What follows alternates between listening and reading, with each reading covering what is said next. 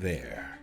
I'm Mikel O'Harrod with the Future Fiction Academy, and in this section, you'll hear from EAW about the anatomy of a fine-tune, the prompts, the data sets, and structures you need to master if you want to customize your AI output to perfection.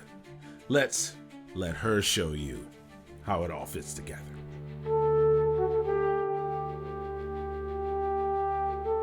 So we're going to talk about the anatomy of a data set to 3.516K. Why am I going all the way back? Nobody's using 3.516K, Elizabeth. I know, but this is where it started. And so this being the intro, I'm sharing this information because if this is enough information for you to just go read the documentation for Dino Trainer and go use Dino Trainer, we're rooting for you at the FFA. We don't want authors to have to be reliant on us. We teach and we do the things that we do so that authors have the technology and have the education if they need it.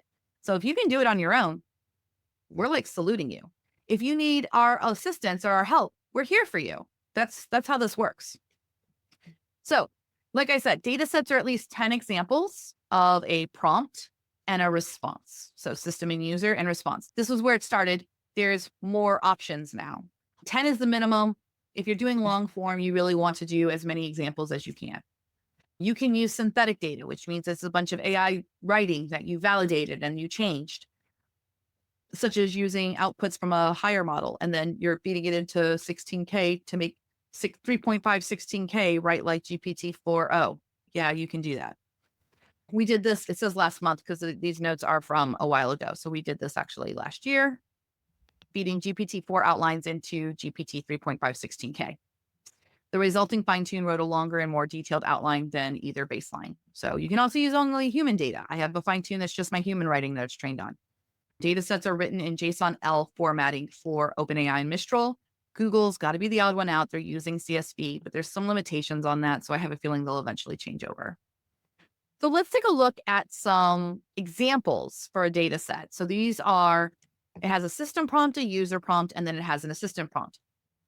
In this case, AI did write some of this, but AI doesn't have to write any of it. What you're doing is you're putting these together so that you're basically like when you teach a kid how to tie their shoe and you just show them how to tie their shoe over and over and over and over again. You're going to show the LLM how to tie their shoe over and over and over and over again.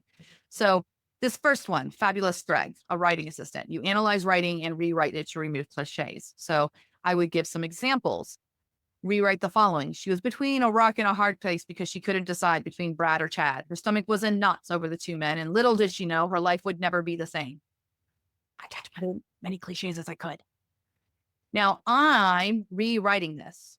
She found herself torn between two men who loved her, Brad and Chad. The two men could not be more different in how they made her feel, but she didn't want to hurt either one. Somehow the decision felt final, too final. Now you could still say like this is a little bit cliched, Elizabeth, but it's not nearly as bad as this one.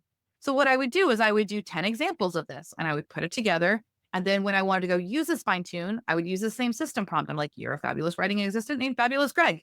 And then you would analyze, I would give it some writing and then it would immediately write back stuff that's not cliched and it would be consistent. Now, some people will be like, Elizabeth, I don't need your fine tune. I can just prompt this and then I'm going to get good responses. If that's the case, you're right. You don't need a fine tune.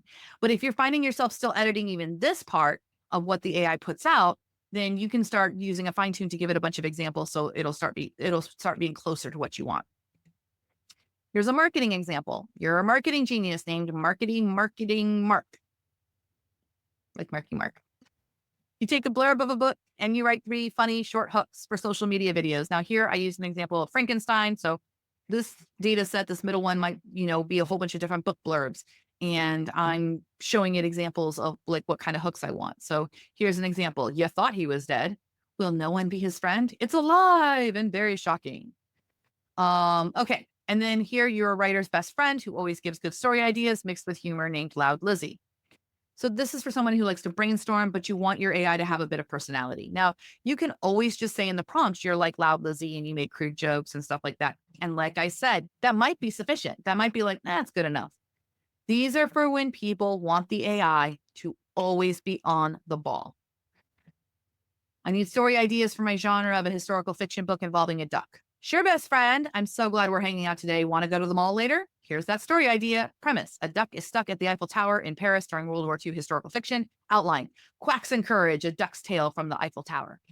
Now, these are silly examples. They're just to make you guys laugh and to see like your opportunity to fine tune a model is sky's the limit. Anything you can think of that you can give the AI examples for, it will impact and start to respond back in that style. If your first one doesn't do very well, try increasing the number of examples you're giving it. Make sure you have clear criteria to judge it. Okay, so there's now 2 new versions of data sets that you'll also be learning in this class. The examples I just showed you where you would do that, 10, 20 times, that's the very first style, which is structured fine tuning. So conversational is where you can now do system, user, assistant, user, assistant, user, assistant, user, assistant. The assistant is AI, the user is the human role. When I say the assistant's the AI, it doesn't mean the AI has to write those responses. It means you're modeling what you want the AI to write. And then direct preference optimization, DPO. This is where you give the model a prompt and you say good, bad, good, bad, good, bad. Both of these methods are less than 6 months old. So make a data set of a variety of high quality story components for your genre, summary, etc. Ask for scene briefs, make the example AI responses high quality, consistently formatted scenes. So you can do those kinds of data sets. You can do data sets of high quality writing, and the AI will start matching that high quality writing, just like it tries to match your writing style just when you're doing one-shot prompts inside of chat. You don't want to run the character list over and over again and expect the LLM to know your character. We saw this with Steph's. Steph's fine tune actually had a dog that was in a couple of the different examples. And so then when she was using the fine tune for other things, it started using the dog's name for characters. This is because when you have a small data set, every token in that data set suddenly gets higher attention. And we're going to talk about this more in just a second with some visuals. The way LLMs work is everything is pieces of words kind of suspended in this multi-dimensional space called a vector store, and they're connected by their calculated relationships to other words. So for example, the words dog and cat probably live closer together than, say, dog and lion. Because dog and cat, they're most often written together in passages of writing, more so than dog and lion. But cat and lion have a different relationship than lion and dog. And all of those words, dog, cat, and lion, are going to have completely different relationships with the word pet. So if you can imagine these words kind of like grooving and staying out in this space of like their location is their mathematical relationship to every other token that's there that they have a connection to. It's bonkers, right? Just like it's mind boggling. It breaks my brain too. So when you put them in your data set, you start to shift them around. And so when a word or token is in a data set and it gets a lot of attention, it's getting extra attention. That's what the core functionality of an LLM is. The paper that started these transformers, which is what the T stands for in GPT said. It's from a paper called All You Need Is Attention.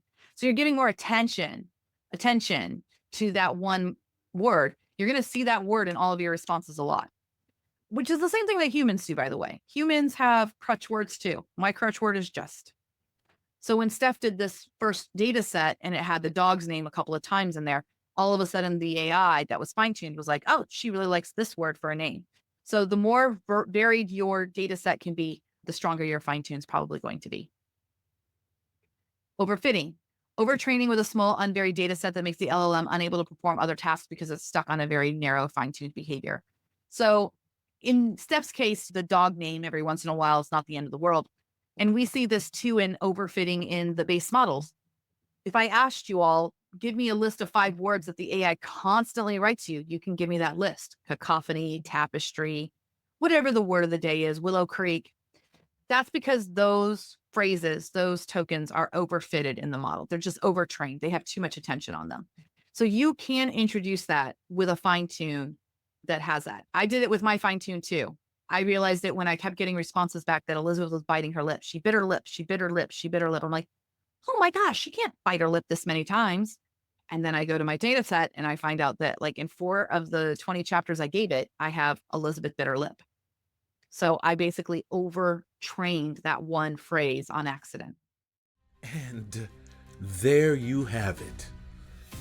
a behind-the-scenes look at how fine-tunes truly work. If you're excited for hands-on exploration, don't forget that our fine-tune course is set to drop in just a few weeks. Meanwhile, go over to thefuturefictionacademy.com for our other courses that you can dig right into right now.